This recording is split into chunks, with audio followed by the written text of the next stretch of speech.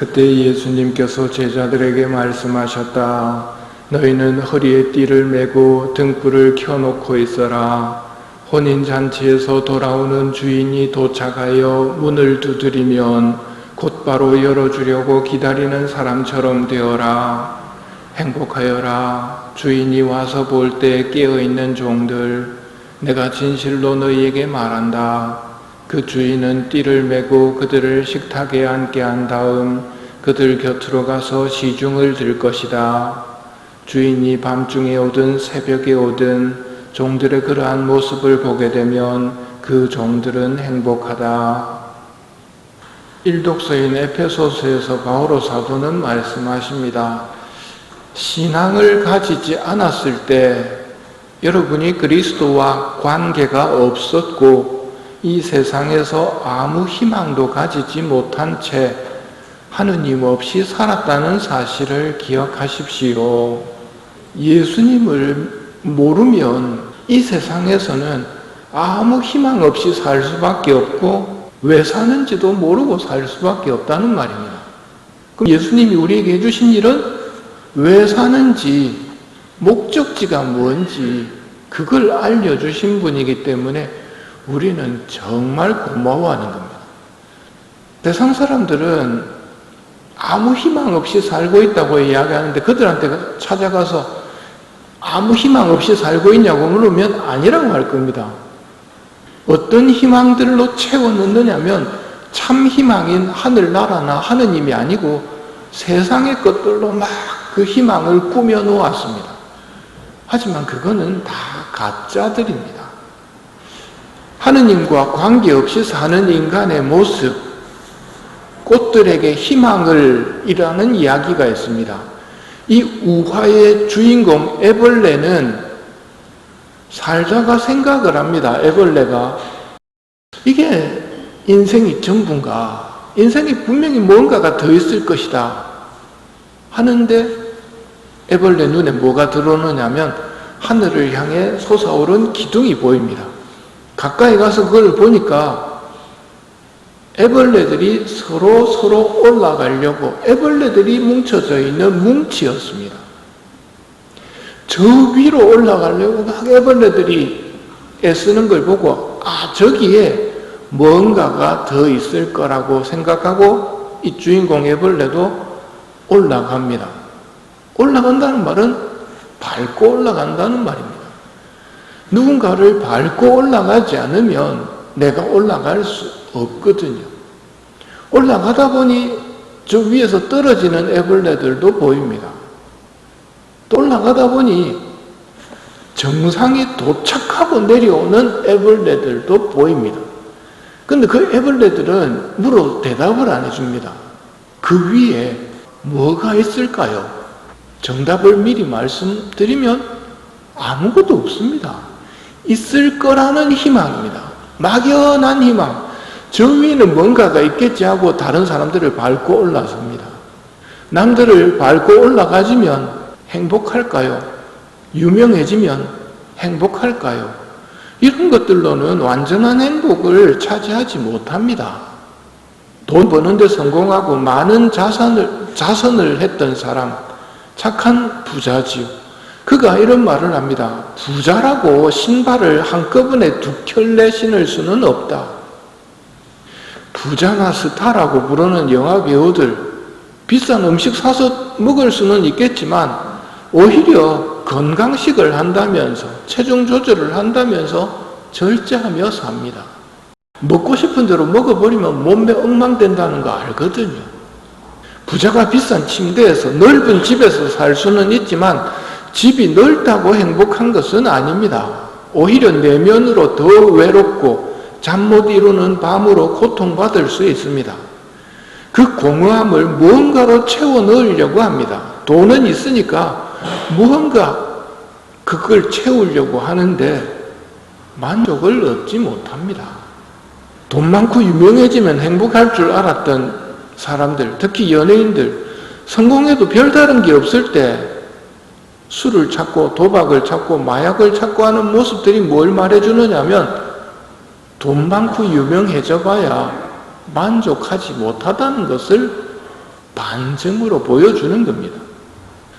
여러분이 그리스도와 관계없었고 이 세상에서 아무 희망도 가지지 못한 채 하느님 없이 살았다는 사실을 기억하십시오. 한참 올라가는 애벌레들은 막연하게 생각합니다. 내가 지금 만족스럽지 못한 것은 저 꼭대기에 도달하지 못했기 때문이다 라고 생각합니다. 근데 그 꼭대기에 올라가 보면 아무것도 없거든요. 그래서 꼭대기에서 내려오는 사람들은 아무 말을 못합니다. 연예인들 행복한 척합니다. 비싼 대리석으로 깔린 운동장 같은 집에 살면서 행복한 척하고 있는데요. 과연 행복할까요? 여러분이 한번 생각해 보십시오. 그런데 그런 삶을 살던 인간에게 희망을 주신 분이 예수님입니다. 영원한 세상에서의 완전한 만족, 하늘나라의 문을 다시 열어주셨습니다. 무의미한 삶은 생각만 해도 끔찍한 일입니다. 예수님께서 삶의 의미를 주셨습니다. 삶의 목적지를 알려주셨습니다. 지금 여기에서의 삶은 주인의 삶이 아니라 종의 삶이라는 걸 예수님이 말씀해 주십니다. 지금은 종처럼 혼인잔치에서 돌아오는 주인을 기다리고 있는 종의 삶이라는 말입니다. 그 종의 삶을 충실하게 살면 어떻게 된다고 말씀하십니까? 주인이 돌아와서 오히려 그 종들을 잔치상에 앉히고 시중을 들 거라고 말씀하십니다. 내가 여기서 주인처럼 사는가, 내가 여기서 종처럼 사는가에 따라서 영원한 행복과 영원한 불행이 갈립니다. 여러분 여기서 주인처럼 살고 계십니까? 종처럼 살고 계십니까? 주인과 종의 가장 큰 차이는 주인은 자기 하고 싶은 대로 하는 사람입니다. 주인은 누군가 가르친다는 게 사실은 안 되는 게 주인입니다. 종이나 어린이들은 가르치고 가르치면 배워야 되는 사람들이 종과 어린이들입니다. 그럼 내가 다른 사람들의 가르침을 받아들이는가? 내가 주인 행세를 하는가? 그걸 보면 행복으로 가고 있는지 멸망으로 가고 있는지가 분명해집니다. 종이라면 가르침을 받아야 됩니다. 명령을 들어야 됩니다. 우리가 들은 명령이 뭡니까? 그게 첫째 가는 계명, 둘째 가는 계명, 이것만 딱 기억해도 하늘나라 갈 수 있습니다. 첫째 가는 계명, 마음을 다하고 목숨을 다하고 생각을 다하고 힘을 다해 하느님을 사랑하는 것. 둘째, 이웃을 내 몸처럼 사랑하는 것. 즉 종은 늘 자기 생각을 하는 게 아니고 하느님을 생각하고 이웃을 생각합니다. 그게 종의 특징이고 종의 모습입니다. 막연하지요. 구체적으로 설명해 볼까요? 하느님을 생각한다면 하느님 계신 이 자리에서의 예절이 드러납니다. 예절을 지키는 사람은 하느님을 생각하고 있는 사람입니다. 예절을 안 지키는 사람은 성당에서도 뒷짐지고 다닙니다. 하느님 생각, 이웃 생각, 기도하고 있는 옆 사람 생각 안 하면 자기 생각밖에 안 하는 주인 행세를 합니다. 그런 사람은 기도 소리로 방해를 하기도 하고 한숨 소리 내면서 방해를 하기도 하고 묵주 짤그락 하면서 방해하고 하품하면서 방해하고 그 사람은 왜 그렇게 합니까? 자기밖에 모르기 때문입니다. 하느님한테 기도하면서도 사실 하느님도 없습니다. 나는 기도합니다. 기도하면 옆 사람이야 어떻든 말든 나 기도한다.